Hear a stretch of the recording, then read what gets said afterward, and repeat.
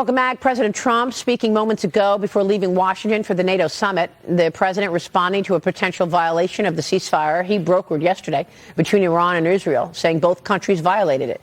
Israel said it would respond forcefully after Iran launched missiles this morning, just hours after President Trump declared the ceasefire is coming. Iran denying that it carried out any attack, though right before the ceasefire went into effect at midnight, Israel said Iranian rockets killed at least 4 people and destroyed buildings in southern Israel.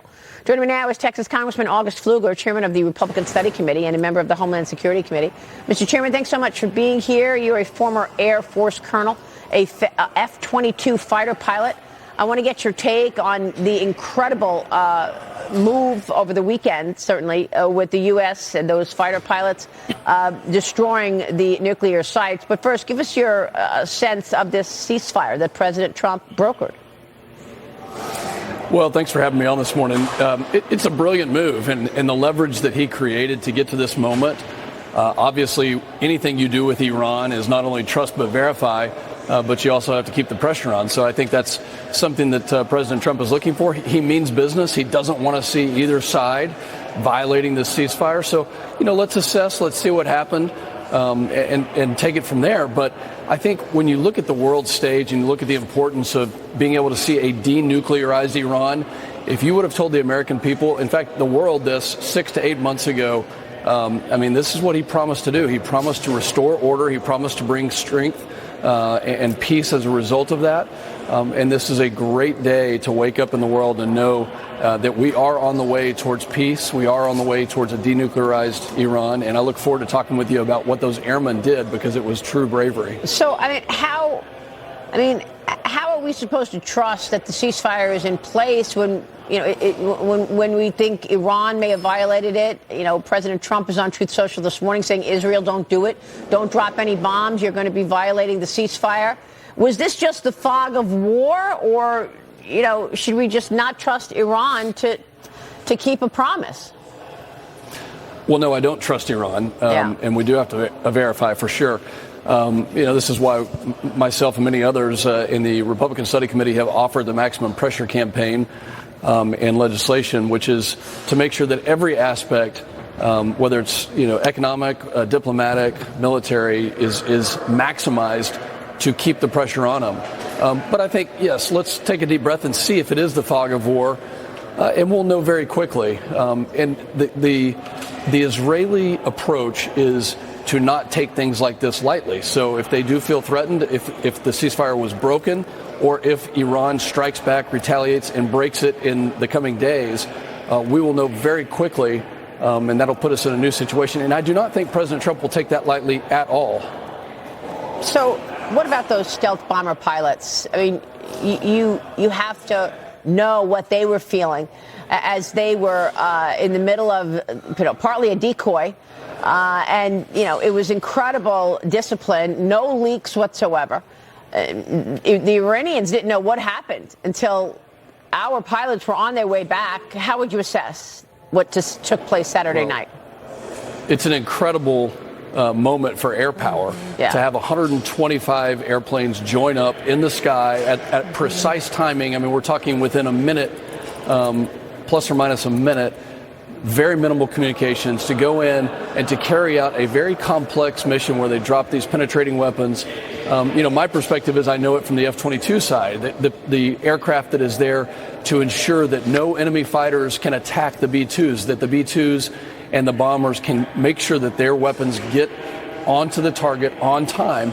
But I have to say, Secretary Hegseth and General Kane, outstanding leadership on the operational security to not have any leaks, to make this the element of surprise truly happen, not just in Iran, but worldwide.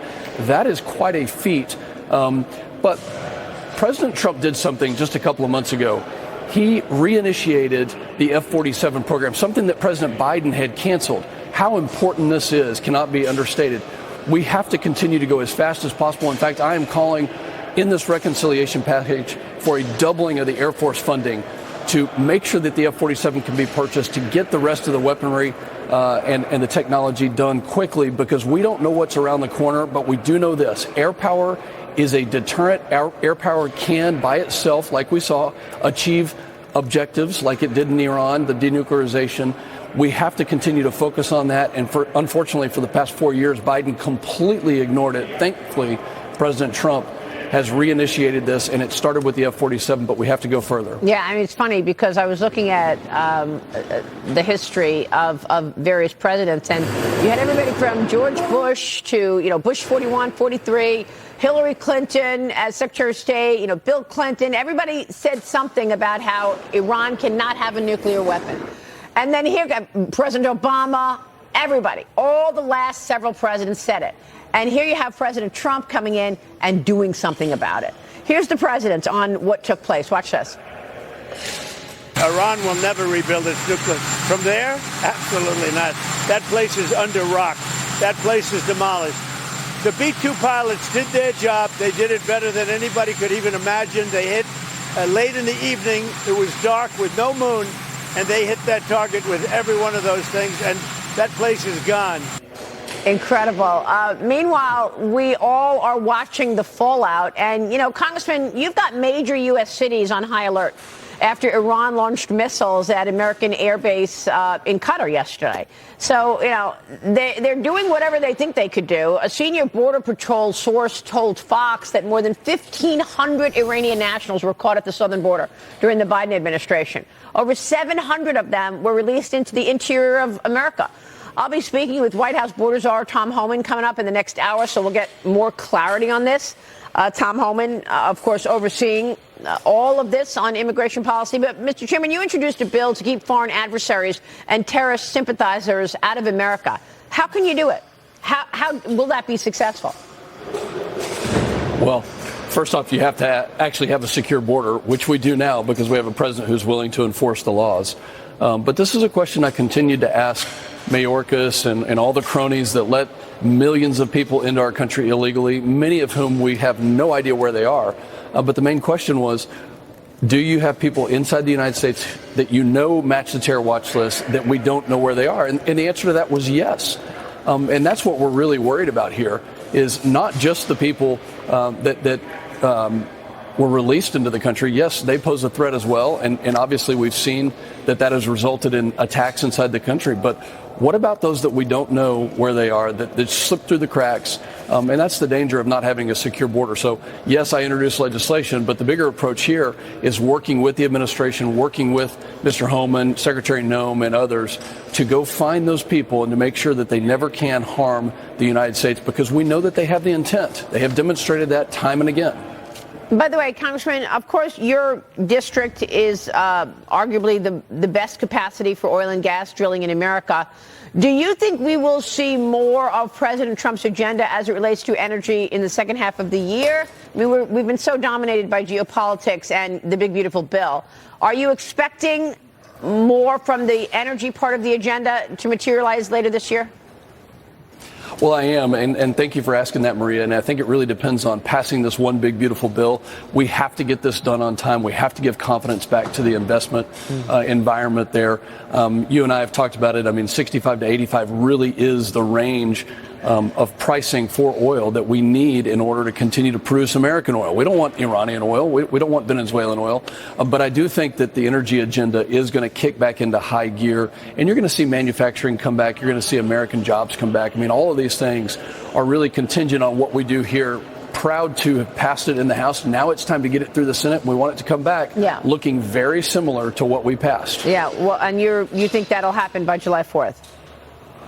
I'm confident. I mean, it's a trust but verify situation, but we certainly are pushing for that. By the way, Congressman, when oil gets down to levels like they are right now, 66, do the oil companies say, forget it, I'm not going to do any drilling? It's too cheap. I'm not making enough money on it. Well, it's not that they're not making enough money. It's the fact that it's not economical. We need it to be 65 to 85. That's really the range that the economy needs. Economical for who?